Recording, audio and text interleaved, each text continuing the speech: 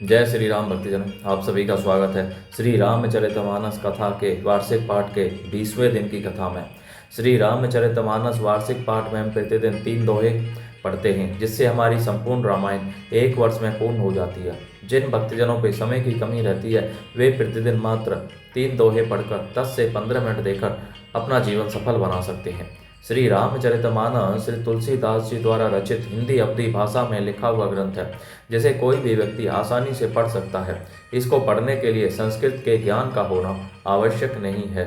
इसलिए आप सभी से अनुरोध है कि आज से ही श्री रामचरितमानस का पाठ आरंभ कीजिए और अपने जीवन में आने वाली कठिनाइयों को, सुख व दुख को समान समझते हुए अपने दैनिक सामाजिक आर्थिक जीवन को सफल बनाइए।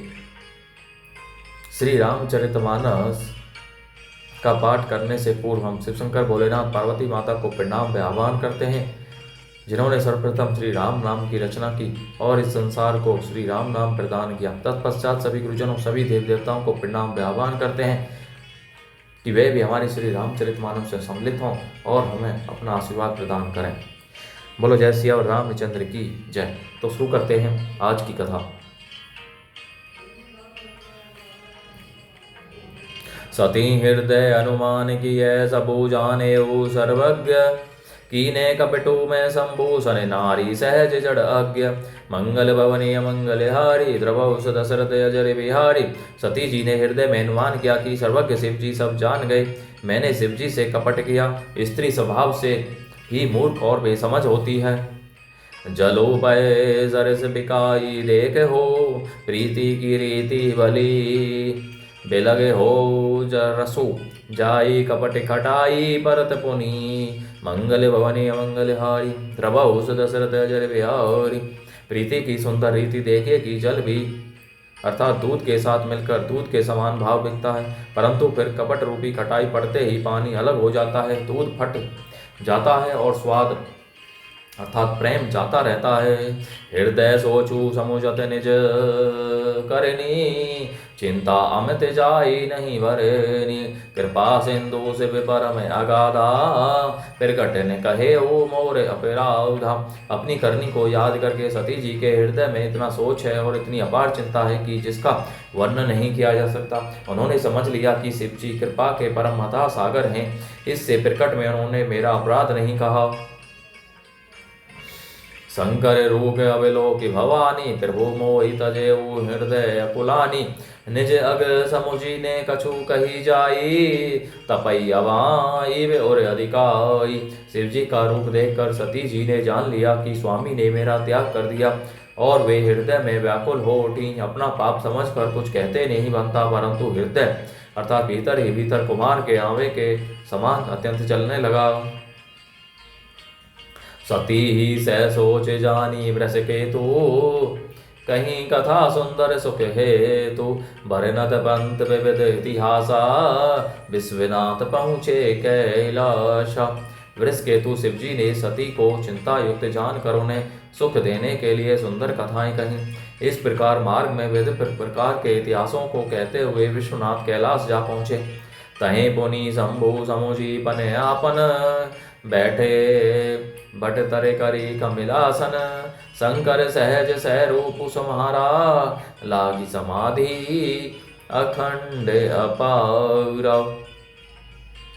वहां फिर शिव जी अपनी प्रतिज्ञा को याद करके बढ़ के पेड़ के नीचे पद्मासन लगाकर बैठ गए। शिव जी ने अपना स्वाभाविक रूप संभाला, उनकी अखंड और अपार समाधि लग गई।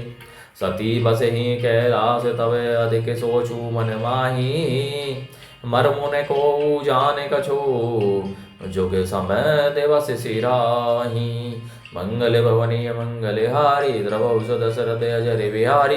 तब सती जी कैलाश पर रहने लगी। उनके मन में बड़ा दुख था। इस रहस्य को कोई कुछ नहीं जानता था। उनका एक एक दिन योग के समान बीत रहा था।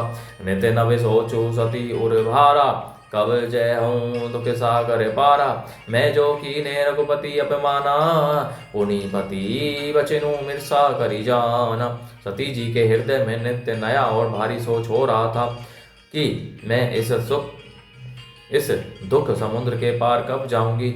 मैंने जो श्री रघुनाथ जी का अपमान किया और फिर पति के वचनों को झूठा जाना, सो फलो मोहि विधाता दीना, जो कछु उचित रहा सोई कीना।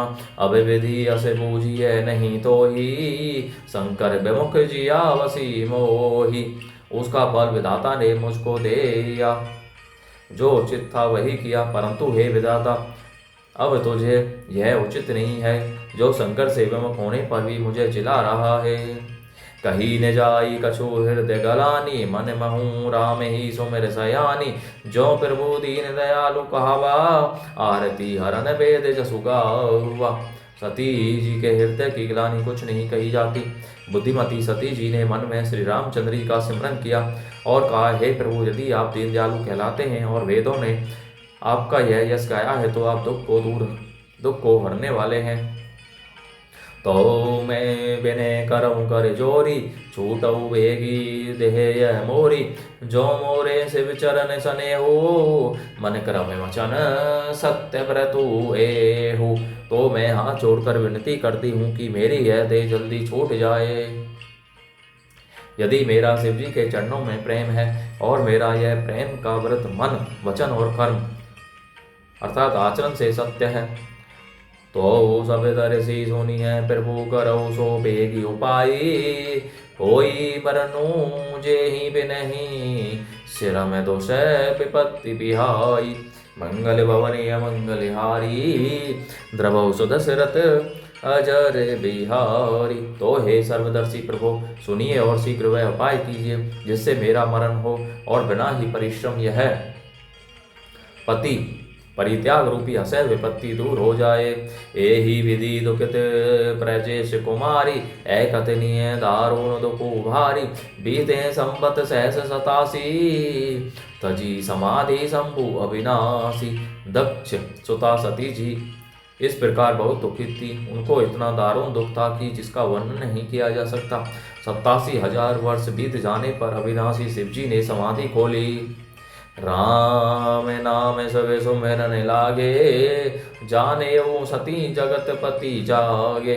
जाई शंभु पद वंदनु कीन्हा, सन्मुख शंकर आ सुनु दीना। शिव जी राम नाम का सिमरन करने लगे। तब सती जी ने जाना कि अब जगत के स्वामी शिव जी जागे। उन्होंने जाकर शिव जी के चरणों में प्रणाम किया। शिव जी ने उनको बैठने के लिए सामने आसन दिया। लगे कहने हरि कथा रसाला, दक्ष प्रजेश भयते ही काला। देखा विधि विचारी सब लायक, दक्ष ही कीन प्रजापति नायक। शिवजी भगवान हरि की रसमयी कथाएं कहने लगे। उसी समय दक्ष प्रजापति हुए। ब्रह्मा जी ने सब प्रकार से योग्य देख समझ कर दक्ष को प्रजापतियों का नायक बना दिया। बड़े अधिकार दक्ष जब पावा, अति अभिमानु हृदय तब आवा। नहीं गो अस जनमा जग माही, प्रभुता पाई जाही मद नाही। जब दक्ष ने इतना बड़ा अधिकार पाया तब उनके हृदय में अत्यंत अभिमान आ गया। जगत में ऐसा कोई पैदा नहीं हुआ जिसको प्रभुता पाकर मद न हो। सती का दक्ष यज्ञ में जाना। दक्ष लिए मुनि बोली सब करने लगे बड़ जाग। नेबते सादर सकल सूरजे पावत मख भाग। मंगल भवनी मंगल हारी, द्रभौ सुदशरथ अजर बिहारी। दक्ष ने सब मुनियों को बुला लिया और वे बड़ा यज्ञ करने लगे। जो देवता यज्ञ का भाग पाते हैं, दक्ष ने उन सबको आदर सहित निमंत्रित किया। बोलो जय श्री रामचंद्र की जय। तो भक्तजनों, आज की कथा का विराम यहीं पर होता है। बोलो जय श्री रामचंद्र की जय। शिव शंकर भोलेनाथ जय, पार्वती माता की जय, सभी देव देवताओं सभी गुरुजनों की जय। तो आप सभी से अनुरोध है कि इस कथा को सभी के साथ शेयर कीजिए, जिससे वे भी अपने जीवन को सफल बना सकें और आप परम पुण्य का भागी बने। बोलो जय श्री रामचंद्र की जय।